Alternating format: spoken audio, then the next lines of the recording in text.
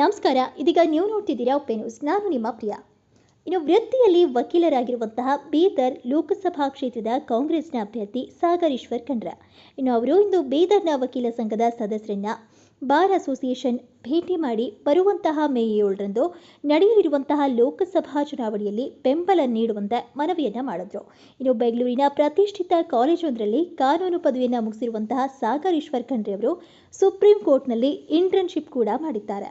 ಇನ್ನು ಜಿಲ್ಲಾ ವಕೀಲ ಸಂಘದವರಿಗೆ ಸಾಗರ್ ಖಂಡ್ರೆ ಅವರು ಮನವಿಯನ್ನ ಮಾಡಿದ್ದು, ನಾನು ಕೂಡ ನಿಮ್ಮಲ್ಲೇ ಒಬ್ಬನಾಗಿದ್ದು ನಿಮ್ಮ ಬಾರ್ ಅಸೋಸಿಯೇಷನ್ ಸದಸ್ಯನಾಗಿದ್ದೇನೆ.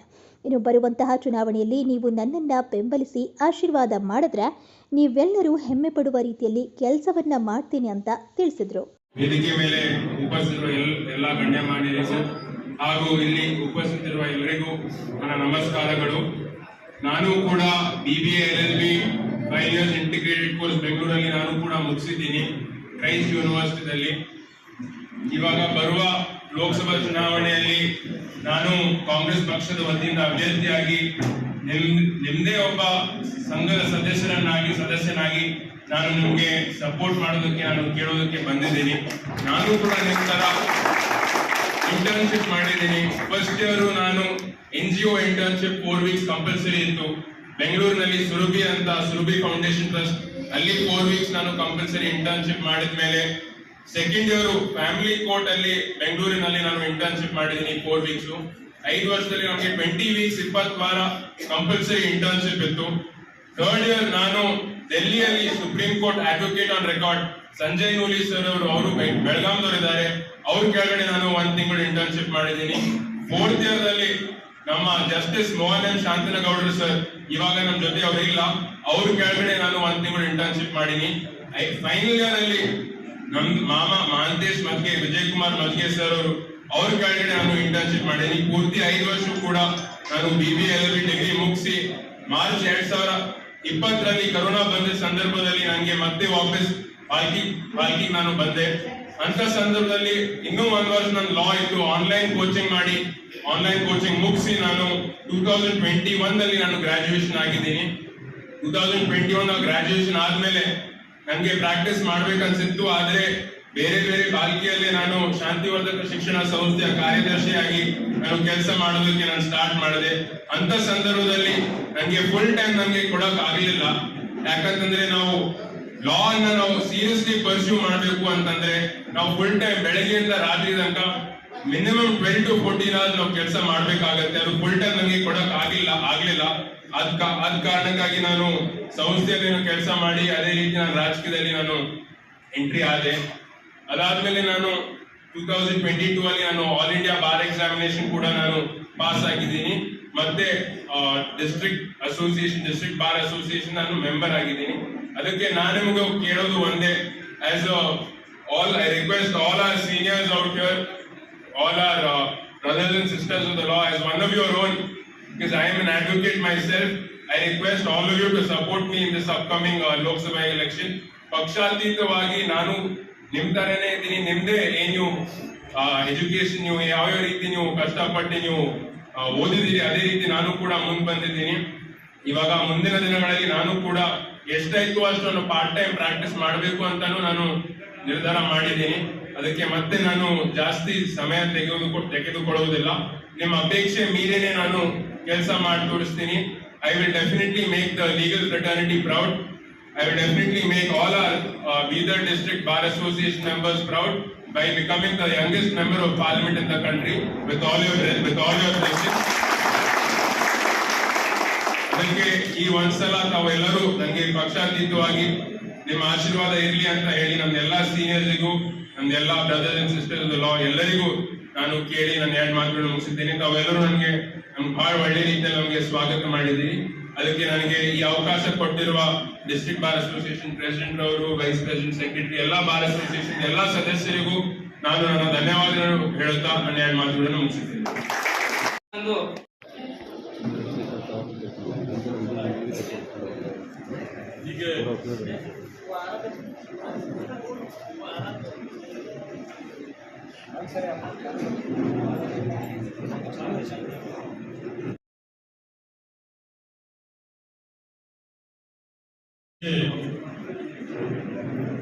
ನಮ್ಮ ಸಾಗರ್ ಅವರು ಮಾತಾಡಿದ್ದಾರೆ. ಅದಕ್ಕಿಂತ ಮೊದಲು ನಮ್ಮ ಅಸೋಸಿಯೇಷನ್ ಅಧ್ಯಕ್ಷರು ಮಾತಾಡಿ ಒಂದು ಸಮಸ್ಯೆ ಹೇಳಿದ್ದಾರೆ. ನಾನು ಎಲ್ಲ ಲಾಯರ್ಸ್ಗೆ, ಎಡ್ಯುಕೇಟ್ಗೆ ತುಂಬ ಧನ್ಯವಾದ ಹೇಳ್ತೇನೆ. ಯಾಕಂದರೆ ಸೇಮ್ ಡೇಸ್ನಲ್ಲಿ ಒನ್ ಇಯರ್ ಬ್ಯಾಕ್ ನಾನು ಈ ಸ್ಥಾನದಲ್ಲಿ ಬಂದು ತಮ್ಮೆಲ್ಲರಿಗೂ ಆಶೀರ್ವಾದ ಅವೆಲ್ಲರೂ ಕೊಟ್ಟಿದ್ದೀನಿ. ಆ ಆಶೀರ್ವಾದದಿಂದ ನಾನು MLA ಆಗಿ ಮತ್ತೆ ಮಿನಿಸ್ಟರ್ ಮುನ್ಸಿಪಾಲಿಟಿ ಅಂಡ್ ಟಚ್ ನನಗೆ ಕೊಟ್ಟಿದ್ದಾರೆ. ಯಾಕಂದ್ರೆ ಸ್ವಲ್ಪ ರೋಜಾದಲ್ಲಿ ಇದ್ದು ಒಂದು ಸಲಗೆ थोड़ी आवाज धीमी हो रही, तो मैं सभी एडवोकेट और लॉयर को बहुत बहुत धन्यवाद बोलता हूँ, क्योंकि जो मुझे सपोर्ट किए, आशीर्वाद किए, मैं जिंदगी में ये एहसान भूल नहीं सकता. और आज फिर से एक बार आपके झोले में, आपके एसोसिएशन में यहाँ पे हम रिक्वेस्ट लेके आए हैं कि हमारे सागर खंडरे एक यूथ और खासकर लॉयर में आप लोगों को बहुत बड़ी मुबारकबाद भी देता हूं, क्योंकि आपके तरफ से एक दिल्ली में आवाज उठाने के लिए रेडी हुए हैं. बिजन की आवाज आप लोग तो खासकर पब्लिक में, कोर्ट के अंदर हर जगह आप आवाज उठाते हैं, इंसाफ दिलाते हैं. तो दिल्ली में बिलर की तरफ से, बिलर की जनता की तरफ से, गरीबों की तरफ से आवाज उठाने के लिए और खासकर लॉयर्स की तरफ से एक नौजवान लॉयर तैयार हुआ है जिसका नाम सागर है. शायद कुछ लोग ये बोले तो बहुत ही यंग है, थोड़ा सा जूनियर है बल्कि. तो ये सोचना चाहिए जितने भी IPS IAS जो पास होते हैं 24-25 साल के अंदर ही वो पूरे DC SP AC बड़े होते पर रहते हैं. और इंटरनेशनल लेवल बड़े कंपनी जो एप्पल फोन है, जो माइक्रोसॉफ्ट है, इस तरह से बड़े जितने भी कंपनी से इंटरनेशनल लेवल, चाहे हमारे भारत देश के में भी बड़े जितने कंपनी है, वहां के CEO, वहां के MD जस्ट अभी फाइनल ईयर में पास होते हैं IIT में, उनको सिलेक्शन किया जाता है और उनको इतना बड़ा पोस्ट दिया जाता है. तो लॉयर कभी छोटा बड़ा नहीं होता है, लॉयर ही होता है. और ये जिस जगह से पास होके आए, वन ऑफ दी पूरे हमारे इंडिया में और इंटरनेशनल लेवल में one of the top university है. क्राइस्ट यूनिवर्सिटी बोले तो पूरे इंडिया में उसका नाम लिया जाता है. क्राइस्ट कॉलेज बोले तो वहां पे एडमिशन नहीं मिलता. बड़े से बड़ा मिनिस्टर, बड़े से बड़े लोग रिकमेंड डाले तो वहां पे एडमिशन नहीं मिलता क्राइस्ट कॉलेज में. वहां से इन्हों स्टडी किए हैं, तो कानून जानने वाले हैं, संविधान जानने वाले हैं. पॉलिटिक्स में तो इनका परिवार पूरा, इनके दादा तो फ्रीडम फाइटर है, देश के लिए लड़े, हैदराबाद कर्नाटक KKDP के लिए लड़े, जेल में गए. कितने बार खाली इनके दादा का तो रिकॉर्ड ब्रेक है. पॉलिटिक्स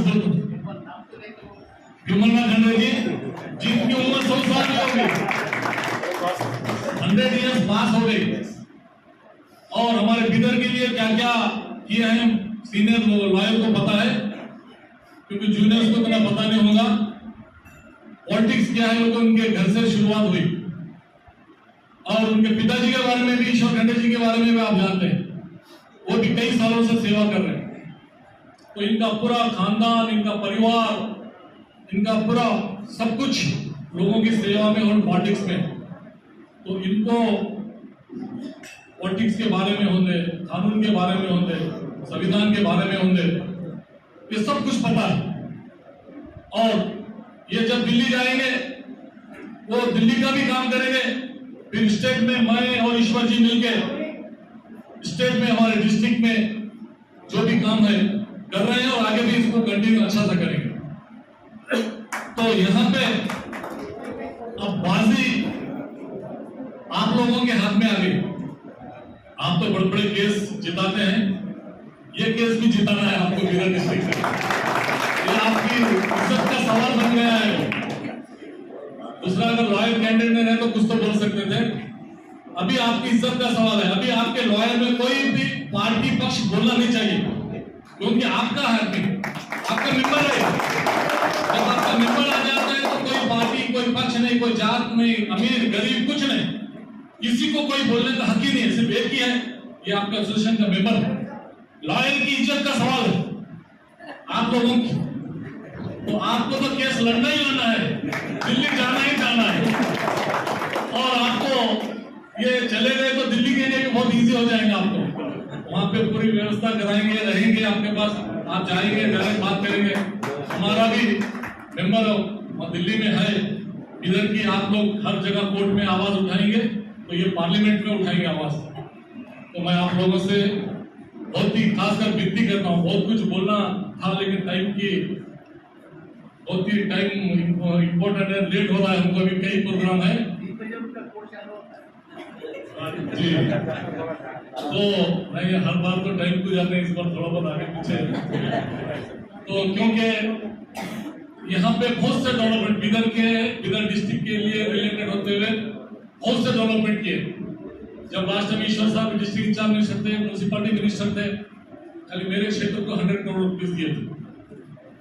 और कई डेवलपमेंट है, ब्रिम्स हॉस्पिटल बना है 500 बेडेड का, ओल्ड सिटी में 100 बेडेड का हॉस्पिटल बना है, मेडिकल कॉलेज बना है हमारी सरकार में, फिर वेटरनरी यूनिवर्सिटी बनी है, फिर इंजीनियरिंग कॉलेज। आपको पता नहीं, जिस तरह से गवर्नमेंट का मेडिकल कॉलेज है उसी तरह 100 करोड़ रुपीस लगा के मैं 2 साल हुआ इंजीनियरिंग कॉलेज चालू किया हूँ मैसूर में, one of the top engineering college. Gulbarga में गवर्नमेंट का इंजीनियरिंग कॉलेज नहीं है, 10 डिस्ट्रिक्ट में नहीं है हमारे हैदराबाद कर्नाटक में, जो बिदर में गवर्नमेंट का इंजीनियरिंग कॉलेज। मेडिकल कॉलेज मिल सकता है मगर इंजीनियरिंग कॉलेज में बहुत कॉम्पिटिशन है।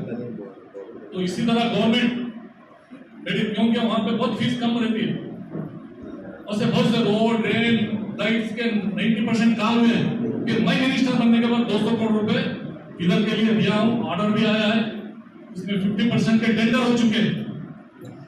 इलेक्शन होते कि वो पूरे काम होंगे, UGD, road, drain, lights, water system के लिए 200 करोड़ रुपए दिया फिर फर्स्ट चीज इसमें। तो ऐसे बहुत से चीजों में मैं ईश्वर साहब मिलकर डेवलपमेंट करेंगे बिदर के लिए। मैं आपको लॉयर्स को बहुत पर्सनली रिक्वेस्ट करता हूं कि आप तो मदद करेंगे। अभी खाली मदद आप लोग सिंगल या आपकी फैमिली करने से नहीं चलेगा। आपके कितने क्लाइंट है, आपके कितने कनेक्टेड रिलेशंस है, तो आप लोग थोड़ा सा टाइम निकालना पड़ेगा। और जितना भी टाइम आपको शाम में एक पूरी टीम अलग अलग तरीके से डिवाइड होके आपकी आवाज, क्योंकि खुदा भी जब तक मेहनत नहीं करते, जब तक आप केस लड़ते नहीं, जजमेंट नहीं आता। ये केस में बहुत ही सीरियस लड़ना है, ये पब्लिक में जाना है, पब्लिक में बोलना है आप लोगों को। तो आपको सब कुछ पता है इलेक्शन रिलेटेड। सिर्फ हम आपसे विनती करते हैं, आपकी दुआ भी चाहिए, मदद भी चाहिए। कष्ट के दिन आप हाथ पकड़ना चाहिए हमारे सागर जी के, आपके मेंबर के। लोगों को प्रूव करना है कि लॉयर क्या होता है, लॉयर को कोई भी छेड़ना नहीं, कोई छेड़ा तो छोड़ना नहीं, ऐसा है। क्योंकि बहुत ही सीरियस है, बेंगलुरु में तो बहुत सीरियस है लॉयर हो। वहाँ के एक मेंबर को अगर कोई डिस्टर्ब किया तो कभी किसी को छेड़ते नहीं, आपका मेंबर ही है यहाँ। तो मेंबर को आपको जिताना चाहिए। इतना बोलते हैं, मैं सभी को बहुत बहुत धन्यवाद बोलता हूँ। जय हिंद।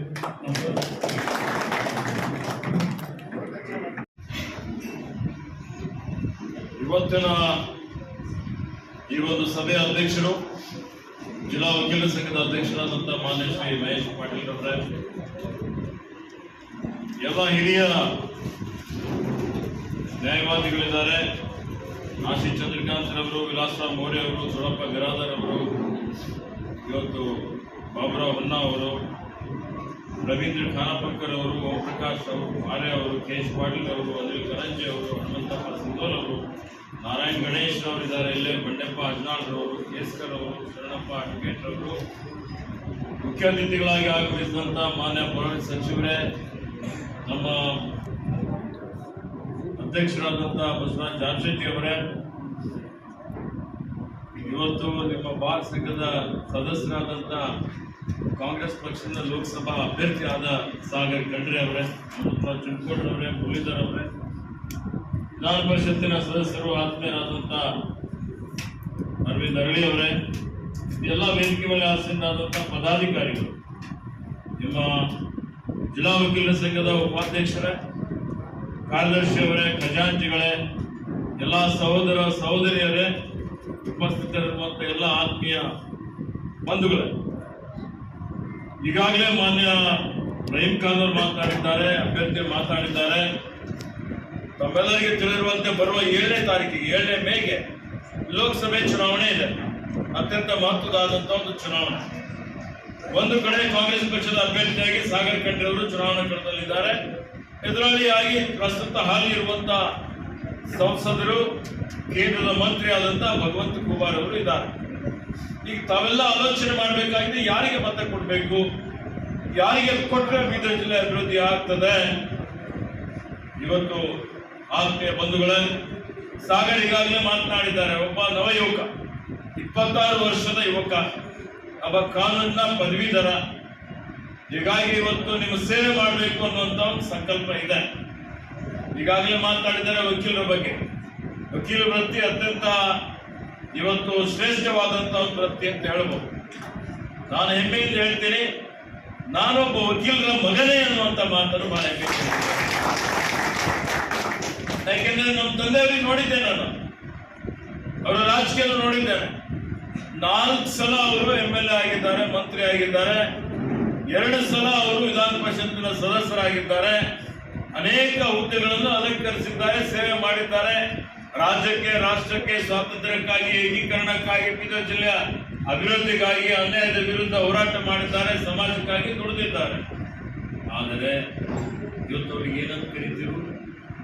ಅವ್ರಿಗೆ ನಾನು ಚಿಕ್ಕವನಿದ್ದಾಗಿನಿಂದ ನೋಡ್ತಾ ಇರ್ತೇನೆ, ವಕೀಲ್ ಸಾಬ್ ಅಂತಿರೋರಿಗೆ, ಯಾರು MLA ಸಾಬ್ ಅಂತೀವಿ. ನೀವು ನೋಡಿದ್ದೀರಿ, ನಿಮ್ಗೆಲ್ಲ ಗೊತ್ತಿದೆ ಹಿರಿಯರಿದ್ದವ್ರಿಗೆ. ಅವ್ರಿಗೆ ಎಲ್ಲರೂ ಕರೆಯದೆ ವಕೀಲ್ ಸಾಬ್ ಅಂತ. ಅವ್ರಿಗೆ ಯಾರೋ ಒಬ್ರು ಕೇಳ್ತಾರೆ, ನೀವು ಯಾಕೆ ವಕೀಲ ವೃತ್ತಿ ಮಾಡಿದ್ರಿ ಅಂದ್ರೆ ಅವ್ರು ಹೇಳ್ತಾರೆ, ನಮ್ಮ ತಾಯಿಯವ್ರ ಇಚ್ಛೆ ಇತ್ತು ನಾನು ವಕೀಲ ಆಗ್ಬೇಕು ಅಂತೇಳಿ. ಅಂದಿನ ದಿನಮಾನಗಳಲ್ಲಿ ಶಾಲಾ ಕಾಲೇಜುಗಳು ಇರ್ತಿಲ್ಲ. ಸ್ವಾತಂತ್ರ್ಯ ಪೂರ್ವದಲ್ಲಿ ಮುನ್ಸಿಫ್ ಫಾಸಿಲ್ ಮಾಡಿ ಹೈದರಾಬಾದಲ್ಲಿ ಹೋಗಿ ಅಲ್ಲಿ ರ್ಯಾಂಕ್ ಪಡೆದು ಇವತ್ತು ವಕೀಲ ವೃತ್ತಿ ಮಾಡಿದಂಥವ್ರು ಕೆಲವು ವಕೀಲರಲ್ಲಿ ನಮ್ಮ ತಂದೆಯವರಾದ ಪೂಜ್ಯ ಭೀಮಣ್ಣ ಖಂಡ್ರೆ ಅವರು ಅಂತೇಳಿ ಬಹಳ ಹೆಮ್ಮೆಯಿಂದ ಹೇಳಿಕೆ ಬರ್ತದೆ. ಅದಕ್ಕೆ ನೋಡಿ, ನಮ್ಮ ಪರಿವಾರದಲ್ಲಿ ನಮ್ಮ ಭಾವನವರಾದಂಥ ಇವತ್ತು ಶಶಿಧರ್ ಮಜ್ಗೆ ಅವರು ವಕೀಲರಾಗಿ, ನ್ಯಾಯಾಧೀಶರಾಗಿ, ಇವತ್ತು ಹೈಕೋರ್ಟ್ ಉಚ್ಚ ನ್ಯಾಯಾಲಯದ ನ್ಯಾಯಾಧೀಶರಾಗಿ, ಉಪಲೋಕಾಯುಕ್ತರಾಗಿ ಅನೇಕ ಹುದ್ದೆಯಲ್ಲಿ ಬಹಳ ಅತ್ಯಂತ ಪ್ರಾಮಾಣಿಕತೆಯಿಂದ ಸರಳ ಸಜ್ಜನ ವ್ಯಕ್ತಿ, ನಿಮ್ಮೆಲ್ಲರಿಗೆ ಆದರ್ಶ ಮಾದರಿಯಾಗಿ ಎಲ್ಲೋ ನಿಮ್ಮ ಕೀರ್ತಿ ಬಿನ್ನರು ಹೆಚ್ಚಿಗೆ ಆಗಬೇಕು. ಆ ರೀತಿಯಲ್ಲಿ ಯಾವುದೇ ಕಪ್ಪು ಚಿಕ್ಕೆ ಇಲ್ಲದೆ ಅವರು ಸೇವೆ ಮಾಡಿದ್ದು ಇಲ್ಲಿರುವಂತ ಅನೇಕ ಜನ ಹಿರಿಯ ವಕೀಲರು ಮಾಹಿತಿ. ಹೀಗಾಗಿ ನನ್ನ ಮಗನು ಯಾವಾಗ ನಾನು ಇವತ್ತು ಲಾ ಮಾಡ್ತೀನಿ ಅಂತ ನನಗೆ ಹೇಳ್ದ, ಖುಷಿಯಿಂದ ಮಾಡಪ್ಪ ನೀ ಲಾ ಅಂತ ರೈಸ್ನಲ್ಲಿ BBA LLB ಮಾಡಿ ಇವತ್ತು ಏನೋ ಸೇವೆ ಮಾಡಬೇಕು ಅಂತ ಹೇಳಿ ಕೊರೋನಾ ಬಂದಾಗ ನಾನು ಅಡ್ಮಿಟ್ ಆಗಿದ್ದೆ. ಅಲ್ಲಿ ಆಸ್ಪತ್ರೆಯಲ್ಲಿ ಬೆಂಗಳೂರಲ್ಲಿ ಜನ ಕಷ್ಟದಲ್ಲಿದ್ದು, ಬಹಳ ಆತಂಕ ಇತ್ತು, ಬಹಳ ಜನ ತತ್ತರಿಸಿ ಹೋಗಿದ್ರು. ಏಕೆಂದ್ರೆ ಆ ವ್ಯವಸ್ಥೆ ನೋಡಿ, ಅವತ್ತು ಇಂಜೆಕ್ಷನ್ ರೆಮ್ಡೆಸಿವಿರ್ ಸಿಗ್ತಾ ಇದ್ದಿಲ್ಲ. ಅಂದಿನ ಏನು ದುರಾಡಳಿತ ನಡೀತಾ ಇತ್ತು, ಆಡಳಿತ ಯಂತ್ರನೇ ಯಾರು ತತ್ತೋಟಿಯಲ್ಲಿ ಇರಲಿಲ್ಲ. 2,000 ಇಂಜೆಕ್ಷನ್ಗೆ 30,000, 40,000 ಇವತ್ತು ಕಾಲಸಂತೆಯಲ್ಲಿ ಮಾರಾಟ ಆಗ್ತಾ ಇತ್ತು. ಆಕ್ಸಿಜನ್ ಇಲ್ಲದೆ ಜನ ಹಾದಿಯಲ್ಲಿ ಬೀದಿಯಲ್ಲಿ ಸಾಯ್ತಾ ಇತ್ತು, ನಾವು ನೋಡಿದ್ದೇವೆ. ನಾನು ಅಂತ ಸಮಯದಲ್ಲಿ ಹಾಲಿ ಇರುವಂತಹ ಸಂಸದರು ನಾನು ಮೌನಾಚರಣೆ ಮಾಡ್ತೀನಿ ಅಂತ ಹೇಳಿ ಮೋದವೃತ್ತ ಆಚರಣೆ ಮಾಡಿದ್ದೆ. ಏನು ಮಾಡಲಿಲ್ಲ. ನಾನು ಶಾಸಕನಾಗಿದ್ದೆ. ರಾತ್ರಿ ಎಲ್ಲ ನಿದ್ರೆಗೆಟ್ಟು ಆಕ್ಸಿಜನ್ ಕಳಿಸುವಂಥದ್ದು, ರೆಮ್ಡೆಸಿವಿರ್ ಕಳಿಸುವಂಥದ್ದು, ಸಾಗರ್ಗೆ ಬೀದರ್ಗೆ ಕಳಿಸಿ ಅನೇಕ ಜನ ಜೀವ ಉಳಿಸುವಂತಹ ರೀತಿಯಲ್ಲಿ ಸಾಕಷ್ಟು ಶ್ರಮ ಪಟ್ಟಿದ್ದಾರೆ. ಇದು ಸತ್ಯ ಇದೆ ಅಂತ ಹೇಳ್ತಾರೆ. ಈಗ ಆ ಸಂದರ್ಭದಲ್ಲಿ ಬಂದ ಮೇಲೆ ಏನೋ ಒಂದು ನಾನು ಬೆಂಗಳೂರಿಗೆ ವಿದೇಶಕ್ಕೆ ಎಲ್ಲ ಬಿಟ್ಟು ಇಲ್ಲೇ ಸೇವೆ ಮಾಡಬೇಕು, ಜನರ ಕಷ್ಟ ಸುಖ ದುಃಖ ಎಲ್ಲ ನೋಡಿ ಶಾಂತಲ ಶಿಕ್ಷಣ ಸಂಸ್ಥೆಯ ಕಾರ್ಯದರ್ಶಿಯಾಗಿ ಶೈಕ್ಷಣಿಕ ಕ್ಷೇತ್ರದಲ್ಲಿ ಪ್ರಗತಿ ತರಬೇಕು ಅಂತ ಹೇಳಿ ಬಂದ ಮೇಲೆ ನಮ್ಮ ಪಕ್ಷ ಸಾಗರನನ್ನು ಗುರುತಿಸಿ ಒಬ್ಬ ಯುವ ಶಕ್ತಿ ಅಂದ್ರೆ ಅಣುಶಕ್ತಿ ಇದ್ದಾಗೆ ನೋಡಿ. ಯುವಕರಲ್ಲಿ ಒಂದು ದೂರದರ್ಶಿತ್ವ ಇರ್ತದೆ, ಒಂದು ವಿಷನ್ ಇರುತ್ತೆ, ಒಂದು ಇವತ್ತೇನು ಆಧುನಿಕ ಯುಗದಲ್ಲಿ ಏನೇನು ಬೇಕಾಗಿದೆ ಅನ್ನುವಂಥ ಉತ್ಸಾಹ ಇರುತ್ತೆ, ಅವನ ಹುಮ್ಮಸ್ಸು ಇರುತ್ತೆ. ಅದೇ ಉತ್ಸಾಹ ಅದೇ ಹುಮ್ಮಸ್ಸು ನನಗೆ ಮಾಡಿದ್ರೆ ಬರೋದಿಲ್ಲ. ಈಗ ಇನ್ನು ಮುಂಬರುವಂತ ಯುವಕರಿಗೆ ಬರುತ್ತೆ. ಬಹಳ ಜನ ಮಾತಾಡ್ತಾರೆ, ಇನ್ನೂ ಸಣ್ಣವನಿದ್ದಾನೆ ಆದ್ರೆ ಸಮರ್ಥ ಇದ್ದಾನೆ ಅನ್ನುವಂಥ ಮಾತನ್ನು ಹೇಳಿಕೆ ಬಯಸ್ತಾರೆ. ಅನೇಕ ಸಲ ಹೇಳಿದ್ದಾರೆ ಅವರು, ಏನಪ್ಪ ನನ್ನ ಜೊತೆಯಲ್ಲಿ ರಾಜ್ಯ ಮಟ್ಟದ ರಾಷ್ಟ್ರ ಮಟ್ಟದ ಅಂತಾರಾಷ್ಟ್ರೀಯ ಮಟ್ಟದ ಏನು ವಿಷಯಗಳಿದ್ದಾವೆ ಅದ್ರ ಬಗ್ಗೆ ವೇದಿಕೆ ಮೇಲೆ ಡಿಬೇಟ್ ಮಾಡ್ಲಿಕ್ಕೆ ತಯಾರಿದ್ರೆ ಎದುರಾಳಿ ತಯಾರಾಗಲಿ, ನಾನು ಬರ್ಲಿಕ್ಕೆ ತಯಾರಿದ್ದೀನಿ ಅನ್ನುವಂಥ ಮಾತು. ಹೀಗಾಗಿ ಆತ್ಮೀಯ ಬಂಧುಗಳು, ಇವತ್ತು ನೋಡಿ ಪ್ರಜಾಪ್ರಭುತ್ವದ ಆಧಾರ ಸ್ತಂಭ ಏನು? ಆಧಾರ ಸ್ತಂಭ ಅಂದ್ರೆ ಇವತ್ತು ಯಾವ ರೀತಿಯಲ್ಲಿ ಶಾಸಕಾಂಗ, ಕಾರ್ಯಾಂಗ, ನ್ಯಾಯಾಂಗ. ನಾವು ಅಸೆಂಬ್ಲಿಯಲ್ಲಿ ಕಾಯ್ದೆ ಮಾಡ್ತೀವಿ ಸಂವಿಧಾನಬದ್ಧವಾಗಿ, ಲೋಕಸಭೆಯಲ್ಲಿ ಕಾಯ್ದೆಗಳಾಗ್ತವೆ, ನಿಯಮಗಳಾಗ್ತವೆ, ಕಾರ್ಯಕ್ರಮ ರೂಪಿಸ್ತೀವಿ. ಅವೆಲ್ಲ ಕಾರ್ಯಕ್ರಮಗಳ ಅನುಷ್ಠಾನ ಮಾಡುವಂತ ಜವಾಬ್ದಾರಿ ಇವತ್ತು ಕಾರ್ಯಾಂಗದಿರುತ್ತೆ, ಎಕ್ಸಿಕ್ಯೂಟಿವ್ ಇರುತ್ತೆ. ಅವರ ಅನುಷ್ಠಾನ ಮಾಡುವಂಥದ್ದು ನಾವು ಮಾಡಿದಂತ ಕಾಯ್ದೆ ಏನಿದೆ, ನಾವು ಮಾಡಿದಂತ ಕಾನೂನು ಏನಿದೆ, ನಾವು ಮಾಡಿದಂತ ನಿಯಮಾವಳಿಗಳು ಏನು ರೂಪಿಸಿದ್ದೇವೆ ಅದು ಸಂವಿಧಾನಬದ್ಧವಾಗಿ ಇದೆಯಾ ಇಲ್ಲ ಅಂತ ಹೇಳಿ ನೋಡುವಂತ ಜವಾಬ್ದಾರಿ ನ್ಯಾಯಾಂಗ. ಹೀಗಾಗಿ 3-4 ಅಂಗಗಳೇನಿದಾವಲ್ಲ, ಶಾಸಕಾಂಗ, ಕಾರ್ಯಾಂಗ, ನ್ಯಾಯಾಂಗ, ಮಾಧ್ಯಮ ಎಲ್ಲರ ಜವಾಬ್ದಾರಿ ಪ್ರಜಾಪ್ರಭುತ್ವ ಯಶಸ್ವಿಯಾಗಿ ಮಾಡಬೇಕು ಅಂತ ಈಗ ನಾವು ನೋಡ್ತಾ ಇದ್ವಿ. ಆ ಒಂದು ರೀತಿಯಲ್ಲಿ ಇವತ್ತು ಅರಾಜಕತೆ ನೋಡಿದ್ವಿ. ಇವತ್ತು ಯಾರು ಜನಪ್ರತಿನಿಧಿ ಆದಂತ ಮುಖ್ಯಮಂತ್ರಿ ಅವರು ಇರ್ತಾರೆ, ಚಾರ್ಜ್ ಶೀಟ್ ಹಾಕ್ಲಿ, ಆರೋಪ ಇದ್ರೆ ಇವತ್ತು ದೂರು ಕೊಡ್ಲಿ, ತನಿಖೆ ಆಗ್ಲಿ, ಅದು ನಿಷ್ಪಕ್ಷಪಾತವಾಗಿ ಆಗ್ಬೇಕಲ್ಲ. ಜನಪ್ರತಿನಿಧಿ ಆದವರಿಗೆ ಹೋಗಿ ಏಕಾಏಕಿ ಹೋಗಿ ಬಂಧನ ಮಾಡುವಂಥದ್ದು, ಅಥವಾ ಇವತ್ತು ಅಭಿವ್ಯಕ್ತಿ ಸ್ವಾತಂತ್ರ್ಯ ಸರ್ಕಾರದ ವಿರುದ್ಧ ನಾನು ಮಂತ್ರಿ ಇದ್ದೀನಿ, ಅದ್ರ ವಿರುದ್ಧ ಟೀಕೆ ಟಿಪ್ಪಣಿ ಮಾಡಲಿಕ್ಕೆ ನಿಮ್ಗೆ ಅಧಿಕಾರ ಇದೆ. ಯಾರೋ ಟೀಕೆ ಮಾಡ್ತಾರೆ, ಟಿಪ್ಪಣಿ ಮಾಡ್ತಾರೆ ಅಂತ ಹೇಳಿ ನಾವು ದೇಶದ್ರೋಹದ ಕೇಸ್ ಹಾಕಿ ಮತ್ತೊಂದಾಗಿ ಇವತ್ತು ಬಂಧನ ಮಾಡಿದ್ರೆ ನೀವೇ ಹೋರಾಟ ಮಾಡ್ತೀರಿ ಅಲ್ಲ. ಮುಖ್ಯಮಂತ್ರಿಗೆ ಹೋಗಿ ಜೈಲಲ್ಲಿ ಹಾಕುವಂಥದ್ದು ಯಾವುದಾದ್ರೂ ಸಿದ್ಧ ಆಗ್ಬೇಕಲ್ಲ. ಸಿದ್ಧ ಆಗದ ರೀತಿಯಲ್ಲಿ ನಡೀತಾ ಇರ್ತಕ್ಕಂಥದ್ದು ಇದು ಪ್ರಜಾಪ್ರಭುತ್ವಕ್ಕೆ ಮಾರಕವಾದಂಥದ್ದು. ನ್ಯಾಯವಾದಿಗಳಾದ ನೀವೆಲ್ಲ ಅರ್ಥ ಮಾಡಿಕೊಳ್ತೀರಿ ಅಂತ ತಿಳ್ಕೊಂಡಿದ್ದೇನೆ. ಅದೇನೇ ಇದ್ರು ಬೀದರ್ ಜಿಲ್ಲೆ ಅಭಿವೃದ್ಧಿ ಆಗಬೇಕು. ಇವತ್ತು ನೀವೆಲ್ಲ ಮೊನ್ನೆ ನಡೆದಂಥ ವಿಧಾನಸಭೆ ಚುನಾವಣೆಯಲ್ಲಿ ರಾಜ್ಯದ ಜನ ನಮಗೆ ಆಶೀರ್ವಾದ ಮಾಡಿದ್ದಾರೆ. ನಾವು ಚುನಾವಣಾ ಪೂರ್ವದಲ್ಲಿ ಏನೇನು ಗ್ಯಾರಂಟಿ ಕೊಟ್ಟಿದ್ದೇವೆ, ನಾವು ಹೇಳಿದ್ದೇವೆ 5 ಗ್ಯಾರಂಟಿಗಳು ಕೊಟ್ಟಿದ್ದೇವೆ. ಏನು ಇವತ್ತು ನಾವು ಬಡವರಿಗೆ ಫ್ರೀಯಾಗಿ ಕರೆಂಟ್ ಕೊಡ್ತೀವಿ ಅಂತ ಹೇಳಿದ್ದೇವೆ, ಅದು ಅನುಷ್ಠಾನ ಮಾಡ್ತೇವೆ. 95% ಮನೆಗಳಿಗೆ, ಗೃಹ ಬಳಕೆದಾರರಿಗೆ ಇವತ್ತು ಯಾವುದೇ ರೀತಿಯ ವಿದ್ಯುತ್ ಬಿಲ್ ಬರ್ತಾ ಇಲ್ಲ, ಕೇಳ್ಬೋದು ನೀವೆಲ್ಲ. ಅದೇ ರೀತಿಯಲ್ಲಿ ಶಕ್ತಿ ಯೋಜನೆ ಮಾಡಿದ್ದೇವೆ, ಮಹಿಳಾ ಸಬಲೀಕರಣ. ಬರೀ ನಾವು ಭಾಷಣ ಮಾಡೋರಲ್ಲ, ಮಹಿಳೆಯರಿಗೆ ಶಕ್ತಿ ಕೊಡಬೇಕು ಅಂತ ಹೇಳಿ ಇವತ್ತು ಕರ್ನಾಟಕ ರಾಜ್ಯದಾದ್ಯಂತ ಕರ್ನಾಟಕ ರಸ್ತೆ ಸಾರಿಗೆ ಸಂಸ್ಥೆಯ ಬಸ್ಗಳಲ್ಲಿ ಫ್ರೀಯಾಗಿ ಪ್ರಯಾಣ ಮಾಡುವಂತಹ ಸೌಲಭ್ಯ ಕೊಟ್ಟಿದ್ದೇವೆ. ಕೋಟ್ಯಾಂತರ ಮಹಿಳೆಯರು ಇಲ್ಲಿವರೆಗೆ ಪ್ರಯಾಣ ಮಾಡಿದ್ದಾರೆ. ನಾನು ಮೊನ್ನೆ ಇವತ್ತು ಇದಕ್ಕೆ ಹೋಗಿದ್ದೆ, ಧರ್ಮಸ್ಥಳಕ್ಕೆ ಹೋಗಿದ್ದೆ, ಮಂಜುನಾಥೇಶ್ವರನ ದರ್ಶನಕ್ಕೆ. ನಮ್ಮ ಮಳಚಾಪುರದ ಮಹಿಳೆ ಬಂದಿದ್ದರು, ನನಗೆ ಗೊತ್ತಿಲ್ಲ, ನಾನು ನಿಮ್ಮ ಕ್ಷೇತ್ರ ಇದ್ದವ್ರೆ ಅಂತ ಹೇಳಿ ಬಂದರು. 20 ಇಷ್ಟು ದೂರ ಏನು ಬಂದ್ರೆ ಏನು ಕೇಳಿದ್ರು, ಸರ್ ಬಸ್ ಫ್ರೀ ಮಾಡಿದ್ದೀರಿ, ನಾವೀಗ ಬಂದಿದ್ದೇವೆ, ಈಗ ಕುಕ್ಕೆ ಸುಬ್ರಹ್ಮಣ್ಯ ಹೋಗ್ತಾ ಇದ್ದೇವೆ, ನಮ್ಗೆ ದೇವರ ಆಶೀರ್ವಾದ ಪಡಿಬೇಕು ಅಂತ ಫೋಟೋದಲ್ಲಿ ಟಿವಿಯಲ್ಲಿ ನೋಡ್ತಿದ್ದೀವಿ, ಈಗ ಖುದ್ದಾಗಿ ಬಂದು ಆಶೀರ್ವಾದ ಪಡಿತಾ ಇದ್ದೀವಿ, ನಿಮ್ದೆಲ್ಲ ಬಹಳ ಧನ್ಯವಾದ ಇದ್ದೀವಿ, ನಿಮ್ಮ ಜೊತೆಲಿ ಇದ್ದೀವಿ ಅನ್ನೋಂಥ ಮಾತನ್ನು ಹೇಳಿದ್ರು. ನಾನು ಹೇಳೋದು ನೋಡಿ, ದೇವಾಲಯದ ಆದಾಯ ದುಪ್ಪಟ್ಟಾಗ್ತದೆ, ದೇವಾಲಯಗಳೆಲ್ಲ ರೀಚ್ ಆಗ್ಬಿಟ್ಟಿದ್ದಾರೆ. ಆ ರೀತಿಯಲ್ಲಿ ಜನರೇ ಈ ರೀತಿಯಲ್ಲಿ ಇವತ್ತು ಮಹಿಳೆಯರಿಗೆ ಶಕ್ತಿ ಯೋಜನೆ ಕಾರ್ಯಕ್ರಮ ಮಾಡಿದ್ದಾರೆ. ಎಲ್ಲಕ್ಕಿಂತ ಪ್ರಮುಖವಾದಂಥದ್ದು ಇವತ್ತು ಭಾಗ್ಯಲಕ್ಷ್ಮಿ ಯೋಜನೆ. ಇವತ್ತು ಯಾವ ರೀತಿಯಲ್ಲಿ ಇವತ್ತು ನಾವು ಭಾಗ್ಯಲಕ್ಷ್ಮಿ ಯೋಜನೆ ಅಡಿಯಲ್ಲಿ ಇವತ್ತೇನು ನಮ್ಮಲ್ಲಿ ಎಲ್ಲ ಮಹಿಳೆಯರಿಗೆ ಜಾತ್ಯತೀತವಾಗಿ ಎಲ್ಲ ಜಾತಿ, ಎಲ್ಲ ಭಾಷೆ, ಎಲ್ಲ ಧರ್ಮೀಯ ಜನರಿಗೆ ಪ್ರತಿಯೊಂದು ಮನೆಗೆ ಯಜಮಾನಿ ಗೃಹಲಕ್ಷ್ಮಿ, ಭಾಗ್ಯಲಕ್ಷ್ಮಿ ಗೃಹಲಕ್ಷ್ಮಿ, ಯಜಮಾನಿ ಮಹಿಳೆಗೆ ಪ್ರತಿ ತಿಂಗಳು 2,000 ರೂಪಾಯಿನ ಅವರ ಮನೆಯಲ್ಲಿ ಖಾತೆಯಲ್ಲಿ ಡಿಬಿಟಿ ಮುಖಾಂತರ ನೇರ ವರ್ಗಾವಣೆ ಮುಖಾಂತರ ಅವರ ಖಾತೆಯಲ್ಲಿ ಜಮಾ ಮಾಡುವಂಥದ್ದು. ಯಾವುದೇ ರೀತಿಯ ಭ್ರಷ್ಟಾಚಾರ ಇಲ್ಲ, ಯಾರಿಗೆ ಸೋರಿಕೆ ಇಲ್ಲ. ಇವತ್ತು ಆಟೋಮೆಟಿಕ್ ಆಗಿ ಸರ್ಕಾರದಿಂದ ನಿಮ್ಮ ಖಾತೆಯಲ್ಲಿ ಜಮಾ ಮಾಡುವಂತ ಕೆಲಸ ಇವತ್ತು ನಾವು ಮಾಡಿದ್ದೇವೆ. ಎಷ್ಟು ಜನರಿಗೆ ಲಾಭ ಆಗ್ತಾ ಇದೆ? ಇಡೀ ರಾಜ್ಯದಲ್ಲಿ 1,25,00,000 2,500 ಕೋಟಿ ರೂಪಾಯಿ ಪ್ರತಿ ತಿಂಗಳು ಅವ್ರ ಖಾತೆಯಲ್ಲಿ ಜಮಾ ಆಗ್ತದೆ. ವರ್ಷಕ್ಕೆ 30,000 ಕೋಟಿ. ಬೀದರ್ ಜಿಲ್ಲೆಯಲ್ಲಿ 3,25,000 ಕುಟುಂಬಗಳು 65 ಕೋಟಿ ಪ್ರತಿ ತಿಂಗಳು, ಒಂದು ವರ್ಷಕ್ಕೆ 700 ಕೋಟಿ. ಇಷ್ಟೊಂದು ದೊಡ್ಡ ಮಟ್ಟದ ಕಾರ್ಯಕ್ರಮ, ಕಲ್ಯಾಣ ಕಾರ್ಯಕ್ರಮ ಯಾವುದಾದ್ರೂ ಬೇರೆ ರಾಜ್ಯದಲ್ಲಿ ಇದೆಯಾ? ಅಥವಾ ಹಿಂದಿದ್ದಂತ ಸರ್ಕಾರ ಮಾಡಿಲ್ಲ, ನೋಡಿಲ್ಲ. ಅನ್ನಭಾಗ್ಯ ಕಾರ್ಯಕ್ರಮದಲ್ಲಿ 5 ಕಿಲೋ ಅಕ್ಕಿ ಹೆಚ್ಚಿ ಕೊಡ್ತೀವಿ ಅಂತ ಹೇಳಿದ್ದೇವೆ. ಪಡಿತರ ಚೀಟಿ ಉದ್ದಂತವರಿಗೆ ಪ್ರತಿ ವ್ಯಕ್ತಿಗೆ 5 ಕಿಲೋ ಅಕ್ಕಿ ಕೇಂದ್ರದ ಗೋಡೌನ್ ನಲ್ಲಿ ಇದ್ರು ಕೊಡಂಗಿಲ್ಲ ಅಂತ ಹೇಳಿದ್ರೆ ಅದಕ್ಕೆ ನಾವು ಹಣ ಕೊಡ್ತೀವಿ ಅಂತ ಹೇಳಿ 1 ಕಿಲೋಗೆ 34 ರೂಪಾಯಿ ಅಂತ ಹಿಡಿದು ನಾವು 5 ಕಿಲೋಗೆ 170 ರೂಪಾಯಿ ಬೀದರ್ ಜಿಲ್ಲೆಯ 12.5 ಲಕ್ಷ ಜನರಿಗೆ ಯಾರ್ಯಾರ ಹತ್ರ ಪಡಿತರ ಚೀಟಿ ಮನೆಗೆ 5 ಜನ ಇದ್ರೆ 850 ರೂಪಾಯಿ. ಈ ರೀತಿಯಲ್ಲಿ 12.5 ಲಕ್ಷ ಜನರಿಗೆ ಪ್ರತಿ ತಿಂಗಳು 170 ರೂಪಾಯಿ ಅವ್ರ ಖಾತೆಯಲ್ಲಿ ಜಮಾ ಮಾಡುವಂತ ಕೆಲಸ ನಾವು ಮಾಡಿದ್ದೇವೆ. ಅದೇ ರೀತಿಯಲ್ಲಿ ಯುವ ನಿಧಿ ಕಾರ್ಯಕ್ರಮ, ಯಾಕೆಂದ್ರೆ ವಿರೋಧ ಪಕ್ಷದವರು ಹೇಳಿದ್ರು 2 ಕೋಟಿ ಉದ್ಯೋಗ ಸೃಷ್ಟಿ ಮಾಡ್ತೀವಿ ಅಂತ ಮಾಡಿಲ್ಲ. ಹೀಗಾಗಿ ನಾವು ಯಾರು ಪದವಿ ಮಾಡಿದ್ದಾರೆ 6 ತಿಂಗಳವರೆಗೆ ಅವರಿಗೆ ಉದ್ಯೋಗ ಸಿಕ್ಕಿಲ್ಲ ಅಂದ್ರೆ ಅಂತವ್ರು ಅರ್ಜಿ ಹಾಕಿ ಬಿಡ್ತಾರೆ.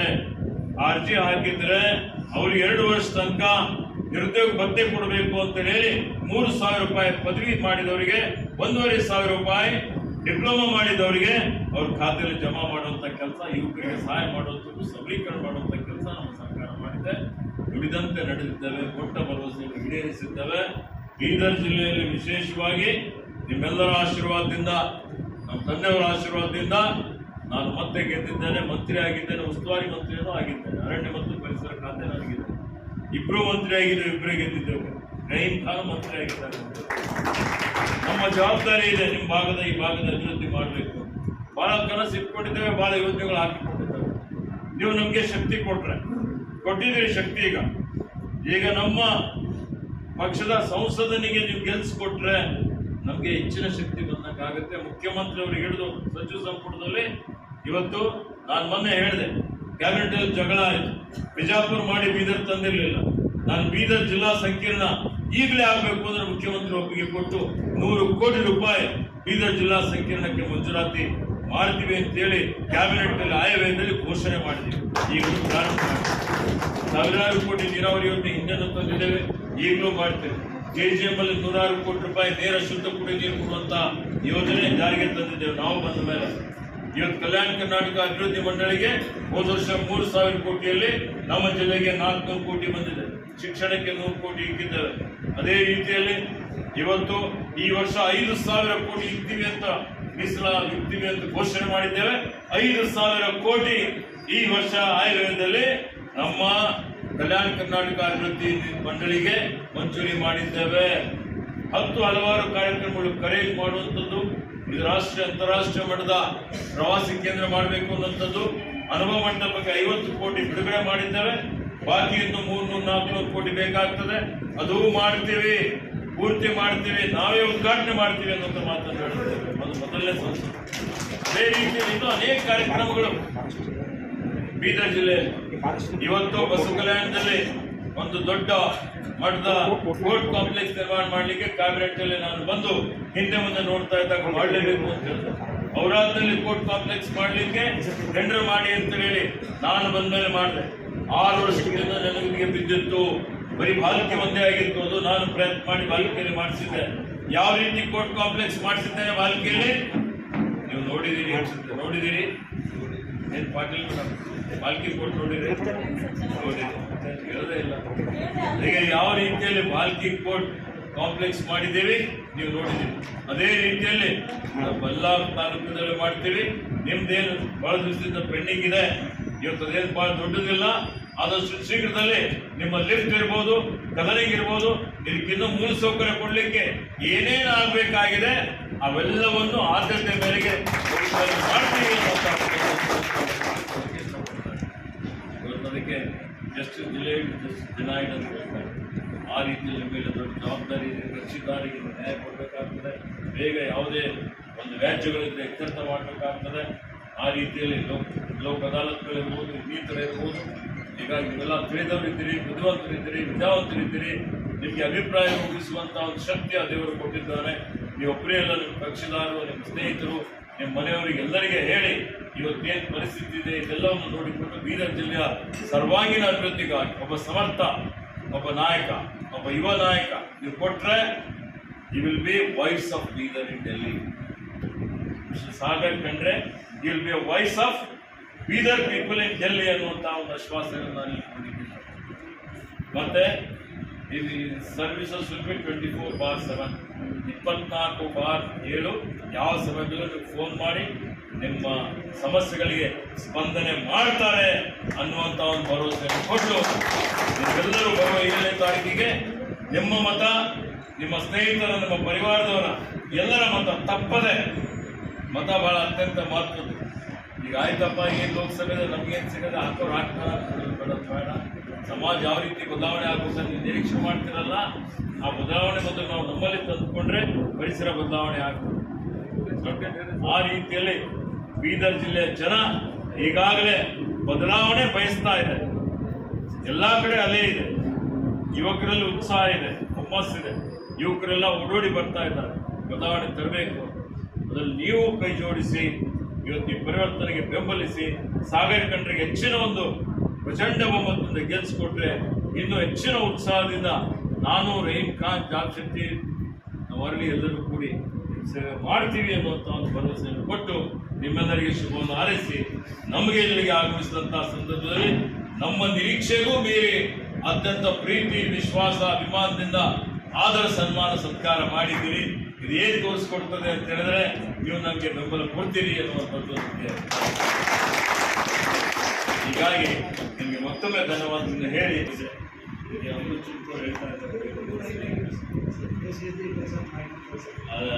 ಅದಕ್ಕೆ ಒಳ್ಳೆಯದಾಗಲಿ ಅನ್ನುವಂಥ ಮಾತನ್ನು ಹೇಳಿ ಮಾತು ಮುಗಿಸ್ತೇನೆ. ಜೈ ಹಿಂದ್, ಜೈ ಕರ್ನಾಟಕ.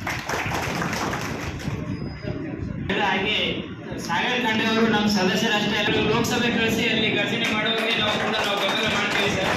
ಸಂಘಕ್ಕೆ ಆಗಮಿಸಿ ಎಂದು ನಮ್ಮ ವಕೀಲರ ಸಂಘದ ಎಲ್ಲ ಸದಸ್ಯರು ಬೆಂಬಲ ಕೊಡ್ತೀನಿ ಅಂತ ಹೇಳಿದ್ದಕ್ಕಾಗಿ ಹಾಗೂ ನಿಮ್ಮೆಲ್ಲರಿಗೂ ನಮ್ಮ ವಕೀಲರ ಸಂಘದ ವತಿಯಿಂದ ಧನ್ಯವಾದಗಳನ್ನು ಹೇಳ್ತಾ ಈ ಕಾರ್ಯಕ್ರಮದಲ್ಲಿ ಮುಗಿಸ್ತೇನೆ. ನಮ್ಮ ಗ್ರಾಮಕ್ಕೆ 10 ವರ್ಷದಲ್ಲಿ ಎಷ್ಟು ಸಲ ಬಂದಿದ್ದಾರೆ, ಎಷ್ಟು ಅನುದಾನ ಕೊಟ್ಟಿದ್ದಾರೆ ಅಂತ ಹೇಳ್ತೀವಿ. ಅಂಥ ಸಂದರ್ಭದಲ್ಲಿ 90ಕ್ಕಿಂತ ಹೆಚ್ಚಿಗೆ% ಜನ ಏನಂತಾರೆ ಅಂತಂದರೆ ನಮ್ಮ ಗ್ರಾಮಕ್ಕೆ ಒಂದು ಸಲ ಬಂದಿಲ್ಲ, ನಮಗೇನು ಅನುದಾನ ಕೊಟ್ಟಿಲ್ಲ. ಏನು 10% ಅಲ್ಲಿ ವಿಸಿಟ್ ಕೊಟ್ಟಿದ್ದಾರೆ ಊರುಗಳಲ್ಲಿ. ಉದಾಹರಣೆ ಕೊಡ್ತಾರೆ. ಮುಣಗಾಪುರ ಗ್ರಾಮದಲ್ಲಿ ನಾವು 2 ದಿವಸ ಮುಂಚೆ ಹೋಗಿದಾಗ ಅವರು ರೈತರು ನಮ್ಗೆ ಹೇಳ್ತಾ ಇದ್ರು, ಈ ಭಗವಂತ ಸರ್ ಅವರು ನಮ್ಮ ಊರಿಗೆ ಬಂದಿದ್ದಾಗ ಅವರಿಗೆ ಕರೆಂಟಿನ ಒಂದು ಸಮಸ್ಯೆ ಇದೆ, ಕರೆಂಟಿನ ಸಮಸ್ಯೆ ನೀವು ಪರಿಹಾರ ಹುಡ್ಕೊಡ್ರಿ. ಬೆಳಗ್ಗೆ 3 ಗಂಟೆಗೆ ನಮ್ಗೆ ಕರೆಂಟ್ ಬರ್ತಾ ಇದೆ, ನಮಗೆ 6 ಗಂಟೆಗೆ ಮಾಡಿಸ್ಕೊಡ್ರಿ ಅಂತ ಅಂದಿದಾಗ ಸುಭಾಷ್ ಸರ್ ಅವರು ಏನಂದ್ರು ಅಂತಂದರೆ ನಮ್ಮ ಕಾರಿನ ಡಿಕ್ಕಿಯಲ್ಲಿ ಕರೆಂಟ್ ಇದೆ ನೋಡ್ರಿ, ತೊಗೊಳ್ರಿ ಅಂತ. ಅಂಥ ವಾತಾವರಣ ಅವ್ರು ನಿರ್ಮಾಣ ಮಾಡಿದ್ದಾರೆ. ಯಾರು ಕೇಳಿದ್ರು ಅವರಿಗೆ ಕರೆಕ್ಟಾಗಿ ರೆಸ್ಪಾನ್ಸ್ ಇರ್ತಾಯಿಲ್ಲ. ನಿನ್ನೆ ನಾವು ಡಾವರ್ಗಾವ್ ಹೋಗಿದ್ದಾಗ ಡಾವರ್ಗಾವ್ ಶಿಕ್ಷಕರು ಹೇಳ್ತಾ ಇದ್ರು, ನಾವು ಅವ್ರಿಗೆ ಹೋಗಿ ಭೇಟಿ ಮಾಡಿದಾಗ ಅವ್ರು ಉಲ್ಟಾ ನಮಗೆ ಬೈತಾ ಇದ್ದಾರೆ, ನಮಗೆ ಕರೆಕ್ಟಾಗಿ ರೆಸ್ಪಾನ್ಸ್ ಇರ್ತಾಯಿಲ್ಲ. 3-4 ದಿವಸ ಮುಂಚೆ ನಾನು ತಾಲೂಕಾ ಚಿಂಚೋಳಿ ಹೋಗಿ, ತಾಲೂಕಾ ಚಿಂಚೋಳಿದಲ್ಲಿ BJP ಯುವ ಕಾರ್ಯಕ್ರಮದಲ್ಲಿ ನಾವು ಭೇಟಿ ಮಾಡಿ ಹೇಳ್ತಾ ಇದ್ವಿ, ಈ ಸಲ ನಾವು ಸಿಟ್ಟಿನಿಂದ ಹೇಳ್ತಾ ಇದ್ವಿ, ಈ ಸಲ ನಾವು ನಿಮಗೆ ಬೆಂಬಲ ಕೊಡ್ತಾ ಇದ್ದೀವಿ, ಆದರೆ ನೀವು ಅವ್ರ ಥರ ಮಾಡ್ಲಿಕ್ಕೆ ಹೋಗಬೇಡ್ರಿ, ನೀವು ಅವ್ರದಪ್ಲೇ ಮಾತಾಡ್ರಿ, ಫೋನ್ ಹಚ್ಚಿದ್ರೆ ನೀವು ಫೋನ್ ಎತ್ತಿರಿ, ತಾಲೂಕಾಗೆ ವಿಸಿಟ್ ಮಾಡಿರಿ, ಸಮಸ್ಯೆಗಳನ್ನು ಕೇಳಿರಿ, ಸಾಲ್ವ್ ಮಾಡಿರಿ ಅಂತ. ಎಲ್ಲ ಕಡೆ ವಾತಾವರಣ ಹೇಗಿದೆ ಅಂತಂದರೆ ಯಾರು BJP ಅಭ್ಯರ್ಥಿದ್ದಾರೆ ಅವ್ರ ವಿರುದ್ಧ ಭಾಳಷ್ಟು ಜನ ಬೇಸರಾಗಿದೆ. ಅವರು 2-3 ಲಕ್ಷದ ಟಾರ್ಗೆಟ್ 3 ಲಕ್ಷಕ್ಕಿಂತ ಹೆಚ್ಚಿನ ಅಂತರದಿಂದ ಲೀಡ್ನಿಂದ ಇವರಿಗೆ ಅದು ಜನ ನಿರ್ಧಾರ ಮಾಡ್ತಾರೆ. ಅವರು ನಾವು ನಿರ್ಧಾರ ಮಾಡೋಕ್ಕಾಗಲ್ಲ, ಜನ ನಿರ್ಧಾರ ಮಾಡ್ತಾರ, ಅದು ಜನನೇ ಹೇಳ್ತಾರೆ. ನೀವು ಯಾವ ರೀತಿ ಏನೇನಿಂದ ಅಭಿವೃದ್ಧಿ ಆಗಬೇಕು ಸರ್? ಇವಾಗ ನೋಡಿ, ಅಭಿವೃದ್ಧಿ ಅಂತಂದರೆ ಇವಾಗ ಅವರು 5 ವರ್ಷ ಇವಾಗ ಭಾಳಷ್ಟು ಕಡೆ ನಿರುದ್ಯೋಗ ಇದೆ, ಯುವಕರು ಎಲ್ಲ ಕಡೆ ಉದ್ಯೋಗ ಹುಡುಕ್ತಾ ಇದ್ದಾರೆ. ನನ್ನ ವಿಶ್ವಾಸ ಏನಿದೆ ಅಂತಂದರೆ ನನಗೆ ಎಲ್ಲ ಜನರ ಆಶೀರ್ವಾದದಿಂದ ನನಗೆ ಸಂಸದರು ಮಾಡಿದ್ರೆ ಅಂತಂದರೆ 100% ನಾನು ಯುವಕರಿಗೆ ನಾನು ಉದ್ಯೋಗ ತಗೊಳ್ತೀನಿ. ಯಾಕಂದರೆ ದಿವಸ 20-25 ಯುವಕರು ನನಗೆ ಬಂದು ಉದ್ಯೋಗ ಕೇಳ್ತಾರೆ, ಎಲ್ಲಾದರೂ ಒಂದು ಜಾಬ್ ಹುಡುಕ್ರಿ ಅಂತ ಕೇಳ್ತಾರೆ. ಅದಕ್ಕೆ ನಾನು ಫಸ್ಟ್ ಮೊದಲನೇಗಾಗಿ ನಾನು ಉದ್ಯೋಗ ಎಲ್ಲಿಂದಾದರೂ ಉದ್ಯೋಗ ತರಬೇಕಂತಮ್ಮ ನನ್ನದು ಒಂದು ಗುರಿ ಇದೆ. ಇದ್ರ ಜೊತೆ ಸಾಕಷ್ಟು ಸಮಸ್ಯೆಗಳಿದ್ದಾವೆ. ಎಲ್ಲ ಹಳ್ಳಿಗಳಲ್ಲಿ ಶುದ್ಧ ಕುಡಿಯುವ ನೀರು ಬೇಕು. ರೈತರಿಗೆ ಕರೆಂಟ್ ಅದರಂತೆ ಪ್ರತಿ ಕರೆಂಟ್ ಬರ್ತಾ ಇದೆ, ಅದರಲ್ಲೂ ಕೂಡ ಸಾಕಷ್ಟು ಕರೆಂಟ್ ಕಟ್ ಆಗ್ತಾ ಇದೆ, ಕಂಟಿನ್ಯೂಸ್ಲಿ ಬರ್ತಾ ಇಲ್ಲ. ಅದನ್ನು ಕೂಡ ನಾವು ಯಾವುದಾದ್ರೂ ಒಂದು ರೀತಿಯಲ್ಲಿ ಪವರ್ ಸ್ಟೇಷನ್ ಮಾಡಿ ಕರೆಕ್ಟಾಗಿ ಎಲ್ಲರಿಗೆ ನಾವು ಕರೆಂಟ್ ಕೊಡಬೇಕಾಗುತ್ತೆ. ಅದ್ರ ಜೊತೆ ಯುವಕರು ಭಾಳಷ್ಟು ಆತ್ಮಹತ್ಯೆ ಮಾಡ್ಕೊಳ್ತಾ ಇದ್ದಾರೆ. ಯುವಕರ ಆತ್ಮಹತ್ಯೆ ನಾವು ಯಾವ ರೀತಿ ನಾವು ತಡೆ ಹಿಡಿಯಬೇಕು, ನಾವು ಏನಾದರೂ ಕೌನ್ಸಿಲಿಂಗ್ ಸೆಂಟರ್ ಮಾಡಬೇಕಾ ಸರ್ಕಾರ ವತಿಯಿಂದ, ಡ್ರಗ್ ಅಡಿಕ್ಷನ್ ಇರ್ಬೋದು, ನಾವು ನಶಾಮುಕ್ತಿ ಕೇಂದ್ರ ಇದರಲ್ಲಿ ಸರ್ಕಾರ ವತಿಯಿಂದ ನಾವು ಏನಾದರೂ ನಾವು ಮಾಡ್ಬೋದಾ, ಇವೆಲ್ಲ ಸಾಕಷ್ಟು ಸಮಸ್ಯೆಗಳು ಗ್ರಾಮ ಪಂಚಾಯತ್ಗಳಲ್ಲಿ ಪೇಮೆಂಟ್ ಆಗ್ತಾ ಇಲ್ಲ. ಈ ಉದ್ಯೋಗ ಖಾತ್ರಿಯಲ್ಲಿ ಮನ್ರೇಗಾ ಸ್ಕೀಮಲ್ಲಿ ಲೇಬರ್ ಮತ್ತು ಮಟೀರಿಯಲ್ ಪೇಮೆಂಟ್ ಅದನ್ನು ಕೂಡ ಕರೆಕ್ಟ್ ಆಗ್ತಾ ಇಲ್ಲ. ಸಾಕಷ್ಟು ಯಾರ್ಯಾರು ಕೆಲಸ ಮಾಡ್ತೀವಿ ಅವರು ಇವೆಲ್ಲ ಸಾಕಷ್ಟು ಸಮಸ್ಯೆಗಳಿದ್ದಾವೆ. ಇದನ್ನೆಲ್ಲ ನಾವು ಮ್ಯಾನಿಫೆಸ್ಟೋ ಮುಖಾಂತರ ನಾವು ಏನು ವಿಷನ್ ಇದೆ ಅದನ್ನೆಲ್ಲ ನಾವು ಜನರಿಗೆ ನಾವು ಗೆಲುವಿಗೆ ನಾವು